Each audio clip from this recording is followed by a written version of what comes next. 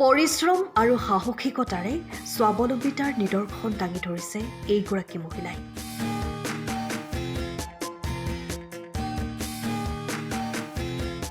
Nursery খুলি নিজে স্বাৱলম্বী হোৱাৰ লগতে আন কেইবাগৰাকীকো সংস্থাপন দিয়া যোৰহাটৰ এইগৰাকী মহিলা। যোৰহাটৰ এলেংমৰাৰ ময়ূৰী বৰা।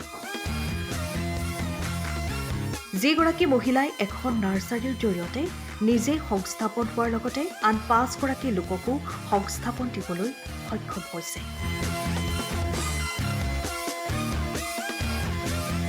তেওঁ ২০১৬ চনতে অংশুমান নাৰ্চাৰী নামেৰে এখন নাৰ্চাৰী নিজ গৃহতে আৰম্ভ কৰিছিল।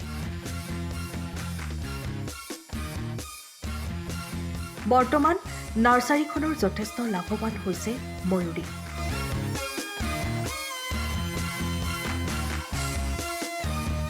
তেওঁ নাৰ্চাৰীৰ পুলি যোৰহাটৰ বিভিন্ন প্ৰান্তৰ লগতে অসমৰ বিভিন্ন প্ৰান্ততো বিক্ৰী কৰাৰ লগতে মেলাসমূহতো বিক্ৰী কৰি আহিছে। তদুপৰি তেওঁ অনলাইন যোগেদি পুলি বিক্ৰী কৰে। অসম কৃষি বিশ্ববিদ্যালয় আৰু পুনেত নাৰ্চাৰীৰ প্ৰশিক্ষণ লোৱা ময়ূৰী বৰাৰ নাৰ্চাৰীত ১৫০০তকৈও অধিক প্ৰজাতিৰ ফুল, ফল, ঔষধি গছৰ পুলি আছে। এই নাৰ্চাৰীৰ পৰা হোৱা লাভেৰে ময়ূৰীয়ে ৪খন দোকান ঘৰ নিৰ্মাণ কৰাৰ লগতে ৫ গৰাকীকৈ লোকক সংস্থাপন দিবলৈ সক্ষম হৈছে। মই ২০১৬ চনৰ পৰা আৰম্ভণি কৰিছিলোঁ আৰু প্ৰথমতে মই ধান খেতিটো কৰিছিলোঁ, এবাৰ আমাৰ বাৰীত শাক পাচলি খেতিও আছে। তাৰপিছত এগ্ৰিকালচাৰৰ ফালৰ পৰা মই ফুলৰ পুলি পালোঁ কিছু। সেই ফুলৰ পুলি পাই মই উৎসাহিত হ'লোঁ ফুলৰ খেতিৰ পৰা এখন ফুলৰ নাৰ্চাৰী গঢ়িবলৈ। হয়, মই প্ৰশিক্ষণ লৈছিলোঁ। যোৰহাট এগ্ৰিকালচাৰ ইউনিভাৰ্চিটিতো লৈছোঁৱেই আৰু লগতে মই পুনেতো এটা গ্ৰীণ হাউচ মেনেজমেণ্টৰ ওপৰত ৫ দিনীয়া প্ৰশিক্ষণ কৰি আহিছোঁ।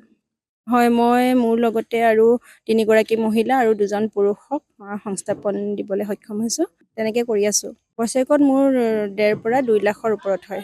হয় হয়, ধুনীয়াকৈ চলিব পৰা হয়। মই যিহেতু চলি আছোঁ, মোৰ ঘৰখন চলি আছে এই ব্যৱসায়টোৰ পৰাই। আৰু লগতে মই 4টা দোকান ঘৰৰ ৰুম বনাবলৈও সক্ষম হ'লোঁ।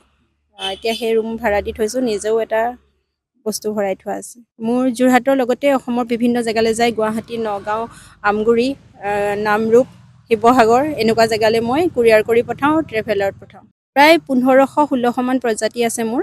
বিভিন্ন ধৰণৰ অৰ্কিড আছে, ফুল আছে, ফল মূলৰ পুলি আছে, লগতে তামোল আছে, হাইব্ৰিড আছে, লোকেলটো আছে।